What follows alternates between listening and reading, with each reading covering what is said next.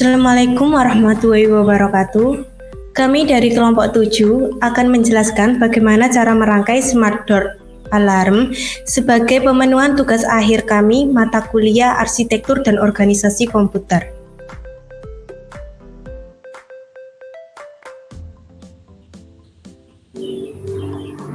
Sebelumnya perkenalkan dulu anggota kelompok kami.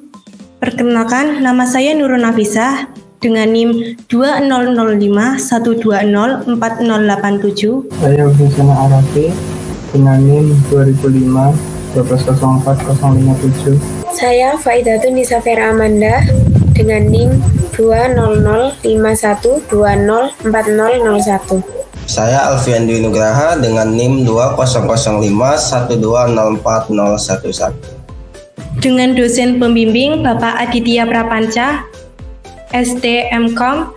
Alarm smart door adalah alat untuk mendeteksi pintu apakah sedang terbuka atau tertutup dengan alarm suara dan notifikasi ke aplikasi smartphone dan dapat diakses lewat beberapa aplikasi messenger dengan bantuan bot. Dengan begitu, ketika alarm diaktifkan, maka alat akan memantau status pintu. Jika pintu terbuka, maka alat akan mengirimkan notifikasi ke aplikasi smartphone. Poin utama dari alat ini adalah ada dua, yaitu microcontroller dan server. Microcontroller adalah alat fisik untuk menggunakan rangkaian dengan microcontroller MCU dan komponen serta sensor khusus lainnya seperti door magnetic sensor. Selanjutnya adalah server. Di servernya nanti kita akan menggunakan koneksi WebSocket agar data yang dikirim nanti dapat real time. Serta nanti server akan ditulis dalam bahasa JavaScript. Berikut komponen microcontroller. 1. Ada node MCU, yaitu salah satu open source papan sirkuit microcontroller. Kedua ada buzzer, yaitu komponen penghasil suara nyaring bip. Yang ketiga ada door magnetic sensor, yaitu sensor pintu yang mendeteksi dengan magnet di antara sisi. Yang keempat ada LED, lampu kecil. Yang kelima ada switch, yaitu sebagai saklar kecil sederhana untuk tombol perintah. Server menggunakan Node.js. Node.js adalah perangkat Linux server untuk menjalankan proses JavaScript agar bisa menjadi pelayan komunikasi. Dengan begitu, kita dapat menuliskan program menggunakan bahasa JavaScript. Server juga menggunakan koneksi WebSocket dalam melakukan komunikasi. WebSocket adalah komunikasi dua arah dengan protokol full duplex antara klien dan server. Berikut merupakan skema rangkaiannya. Di sini terdapat buzzer yang memiliki dua kaki, kaki yang warna hitam menghubung ke ground, sedangkan kaki yang berwarna menghubung ke pin MCU. Dan di situ juga terdapat dua LED, satu kaki terhubung ke ground dan kaki yang berwarna terhubung ke pin MCU. Dan ini merupakan switch. Satu kaki terhubung ke ground dan satu kaki terhubung ke MCU. Dan juga terdapat magnetik, satu kaki terhubung ke ground dan satu kaki terhubung ke MCU. Berikut proses perakitannya. Nah, oke teman-teman, sekarang kita akan masuk ke proses perakitannya. Nah, teman-teman tinggal mengikuti saja rangkaian gambar dari rangkaian skema yang sudah kelompok kami tampilkan ya di awal video tadi. Nah, setelah teman-teman mengikuti rangkaiannya, merakit sesuai rangkaian tersebut, maka nanti hasilnya akan seperti ini teman-teman. Nah, ini adalah hasil jadinya. Teman-teman bisa melihatnya. Jadi di sini saya akan review aja hasil jadinya. Nah, di sini teman-teman bisa lihat yang pertama di sini ada magnet tidurnya ini ya, teman-teman bisa lihat. Ini adalah magnet tidurnya. Selanjutnya di sini ada buzzernya. Ya, ini ada buzzer. Lalu di sini ada LED-nya ada dua, yang warna ini sama ini. Selanjutnya ada switch, ada buttonnya ini, push button.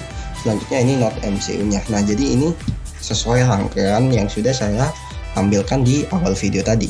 Nah, selanjutnya kita akan melakukan development servernya.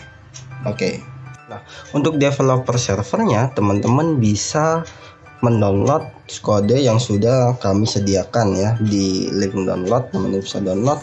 Nah, selanjutnya teman-teman harus mengunduh, yaitu namanya adalah Node.js. Teman-teman harus mempunyai Node.js terlebih dahulu. Jadi teman-teman bisa mendownloadnya Node.js terlebih dahulu. Nah, sesudah teman-teman mendownload Node.js, selanjutnya baru teman-teman bisa masuk ke lokasi dari source code yang teman-teman udah download ya. Di sini dengan cara pakai cd, teman-teman tinggal masuk aja.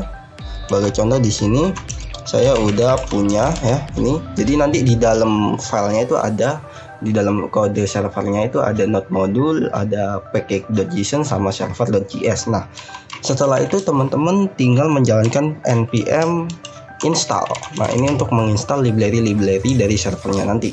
Nah, untuk menjalankan ini pastikan teman-teman sudah menginstal Node.js yang sudah saya lihatkan tadi. Nah, kalau sukses nanti dia akan seperti ini hasilnya.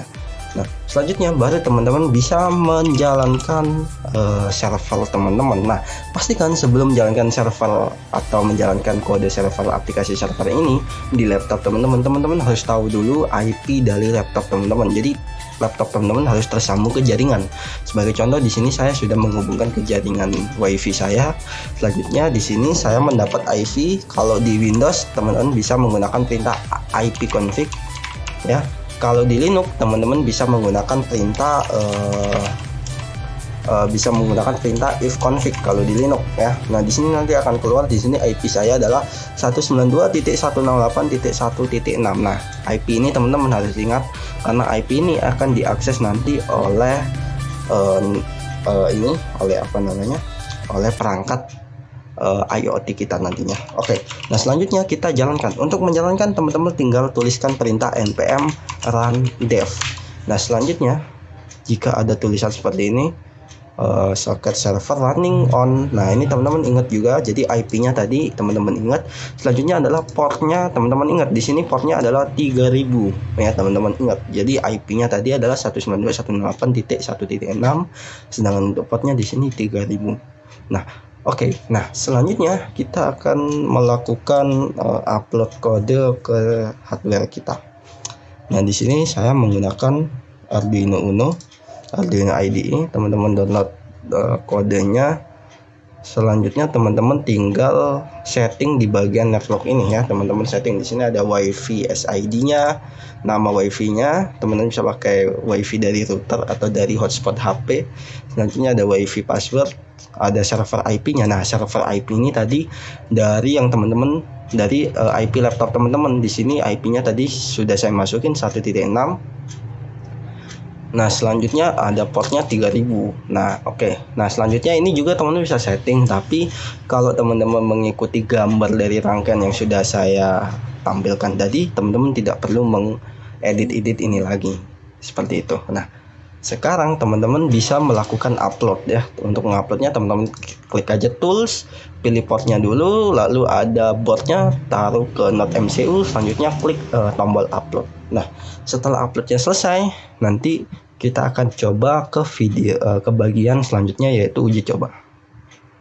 Selanjutnya teman-teman kita akan melakukan setup untuk aplikasi mobilenya. Nah, di sini seperti yang sudah saya katakan tadi, kita teman-teman tinggal download aja source kodenya. Di sini saya pakai Flutter ya, saya pakai bahasa pemrograman Flutter. Nah, teman-teman tinggal ganti aja di bagian constant. Di sini akan ada socket URL.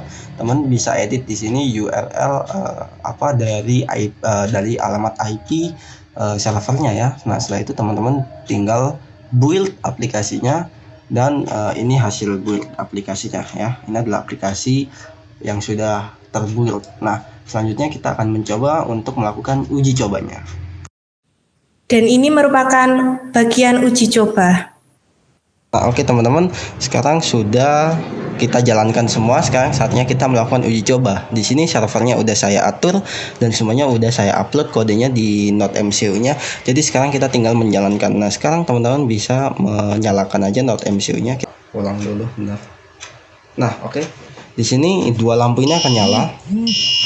Nah, dua lampu ini akan nyala. Nah, ketika sudah tersambung ke WiFi, dia akan mati ya dua lampu ini. Nah, sekarang teman-teman bisa mencoba. Nah, ini coba kita magnetic doornya ini akan saya coba pisahkan.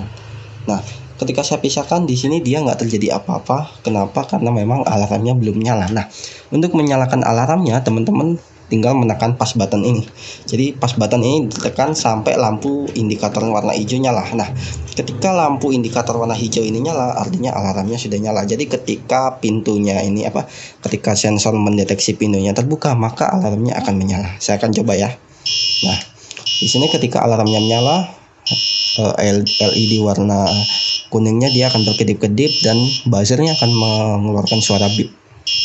Ketika pintunya kita tutup, dia akan mati. Nah, jadi untuk menghidupkannya seperti itu ya teman-teman. Jadi lampu indikator warna hijau ini harus nyala dulu. Jika lampu indikator warna hijau ini nyala, artinya alarmnya aktif seperti itu. Nah, sekarang teman-teman tinggal kita akan coba melihat tentang bagaimana aplikasinya. Nah, lalu ini adalah aplikasi mobilenya ya teman-teman. Ketika dijalankan, dia akan berstatusnya connected ya, artinya dia sudah terhubung dengan servernya ya teman-teman. Kalau nggak terhubung, teman-teman bisa ganti local hostnya ini dengan alamat IP server teman-teman ya, laptop teman-teman yang menjalankan aplikasi servernya ya. Nah, teman-teman bisa klik reconnect, nanti dia akan menjadikan connected. Nah, setelah itu teman-teman bisa lihat di sini ya, ketika sensornya ini saya buka, maka nanti di aplikasi mobilenya akan berganti status, dia warnanya hijau, terus ada tulisannya door open ya. Ketika saya tutup saya tutup lagi sensornya, maka dia akan berganti warna door closed. Nah, alarm ini pun, selain kita bisa menekan tombol ini nih untuk menyalakan alarmnya nih, teman-teman bisa menggunakan aplikasi ini. Caranya teman-teman tinggal pencet ini alarm when door open, teman-teman aktifin, nanti indikatornya akan otomatis menyala, dan ketika ini saya buka, dia akan nyala. Teman-teman saya, jadi aplikasi ini juga bisa mematikan alarmnya juga. Jadi teman-teman bisa mematikan lewat aplikasi mobile atau langsung secara fisik, yaitu dengan menekan tombol ini. Nah, jadi ini adalah untuk mempermudah. Jadi ini juga bisa untuk mempermudah mengontrol alarm dari microcontroller ini ya teman-teman. Nah, itu saja untuk uji cobanya. Terima kasih sudah menonton video kelompok kami. Semoga penjelasan yang kami berikan dapat memberikan pengetahuan dan manfaat. Terima kasih. Wassalamualaikum warahmatullahi wabarakatuh.